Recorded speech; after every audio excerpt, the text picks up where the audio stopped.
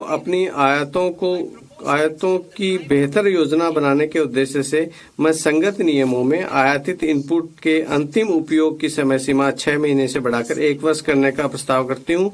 इससे लागत और आपूर्ति की अनियमितता को ध्यान में रखते हुए प्रचालन संबंधी लचीलापन मिलेगा। इसके अलावा ऐसे आयातकों को मासिक विवरण के बजाय अब केवल तिमाही विवरण दाखिल करना होगा।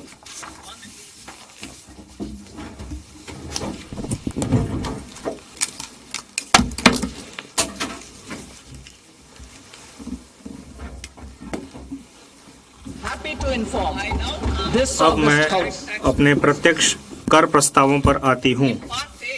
भाग क में मैंने विकसित भारत के विजन को साकार करने के लिए कराधान सुधारों को मुख्य सुधारों के रूप में संक्षिप्त रूप में रेखांकित किया है।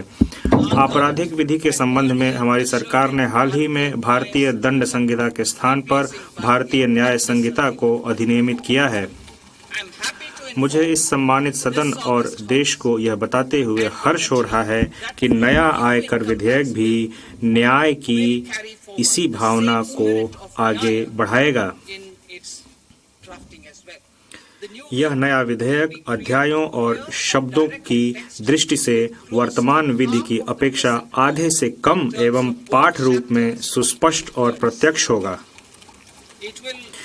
यह करदाताओं और कर प्रशासन के लिए समझने में आसान होगा, जिससे कर सुनिश्चितता आएगी और मुकदमेबाजी कम होगी। तथापि सुधार मंजिल नहीं है, बल्कि हमारे लोगों और अर्थव्यवस्था के लिए अच्छे परिणाम प्राप्त करने के साधन मात्र हैं।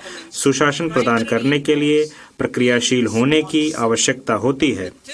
द थिरुकुरल ने श्लोक 542 में इसे व्यक्त किया है, जो इस प्रकार है: वानों की वाजहुम उलागेल्ला मन्नावन कोनों की वाजहुम कुडी। अर्थात जैसे जीवित प्राणी वर्षा की आशा में जीते हैं, वैसे ही नागरिक सुशासन की आशा में जीते हैं। हमारी सरकार इस बात के लिए प्रतिबद्ध है कि जमीनी हकीकत पर पैनी नजर रखते हुए और स्थितियों का गहन जायजा लेते हुए उचित प्रक्रिया की जाए और इसके साथ ही राष्ट्र निर्माण के हमारे प्रयासों के साथ संतुलन भी बनाए रखा जाए। निम्नलिखित उपाय इस बात का ब्यौरा देंगे कि प्रधानमंत्री मोदी जी के नेतृत्व में हमारी सरकार ने नागरिकों द्वारा व्यक्त आवश्यकताओं को समझने और मैं पुनः इसको दोहराती हूँ कि निम्नलिखित उपाय इस बात का ब्यौरा देंगे कि प्रधानमंत्री मोदी जी के नेतृत्व में हमारी सरकार ने नागरिकों द्वारा व्यक्त आवश्यकताओं को समझने और उसे संबोधित करने के लिए किस प्रकार के कदम उठाए गए। मेरे कर प्रस्ताव इसी मनोभाव से प्रेरित हैं। मेरे प्रस्ताव के उद्देश्य इस प्रकार हैं: मध्य वर्ग पर विशेष ध्यान देते हुए व्यक्तिगत आयकर सुधार, कठिनाइयां कम करने के लिए टीडीएस और टीटीएस को युक्ति संगत बनाना, स्वैच्छिक अनुपालन को प्रोत्साहित करना, अनुपालन के बोझ को कम करना, व्यवसाय कम करने की सुगमता, रोजगार और निवेश। मैं वैयक्तिक आयकर के संबंध में अपना प्रस्ताव अंत में प्रस्तुत करूंगी। कठिनाइयां कम करने के लिए टीडीएस और टीडीएस को तर्कसंगत बनाना। मैं टीडीएस की दरों और सीमाओं की संख्याओं को उसे युक्ति संगत बनाने का प्रस्ताव करती हूँ। इसके अलावा बेहतर स्पष्टता और एकरूपता के लिए टीडीएस हेतु राशि की सीमा बढ़ाई जा रही है। वरिष्ठ नागरिकों के लिए ब्याज दर पर कटौती की सीमा 50,000 से दोगुनी बढ़ाकर 1 लाख की जा रही है।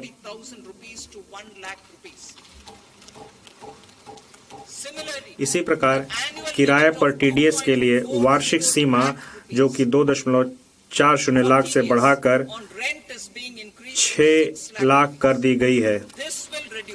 इससे टीडीएस देयता वाले लेन देनों की संख्या में भारी कमी आएगी और भुगतान पाने वाले छोटे करदाता लाभान्वित होंगे।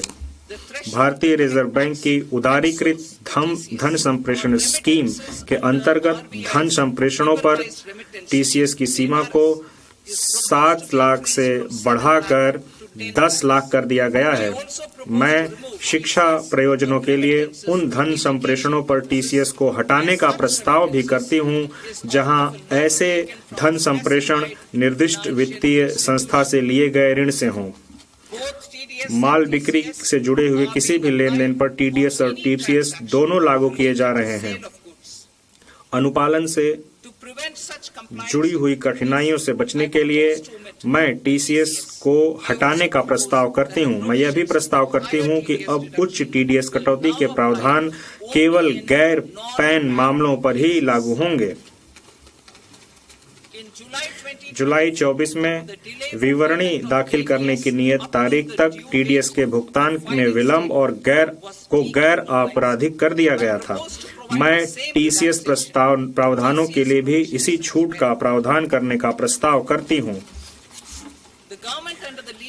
माननीय प्रधानमंत्री मोदी जी के नेतृत्व में हमारी सरकार सबका साथ, सबका विकास, सबका विश्वास और सबका प्रयास के मंत्र में आस्था रखती है।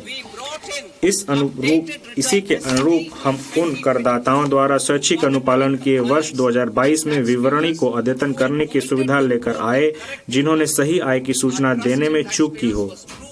करदाताओं पर हमारा विश्वास सही साबित हुआ। लगभग 90 लाख करदाताओं ने अतिरिक्त कर का भुगतान करते हुए स्वैच्छिक रूप से अपनी आय संबंधित ब्यौरों को अद्यतन किया। इस विश्वास को आगे बढ़ाते हुए मैं अब किसी भी कर निर्धारण वर्ष के लिए अद्यतन विवरणी दाखिल करने की समय सीमा को मौजूदा 2 वर्ष से बढ़ाकर 4 वर्ष करने का प्रस्ताव करती हूं।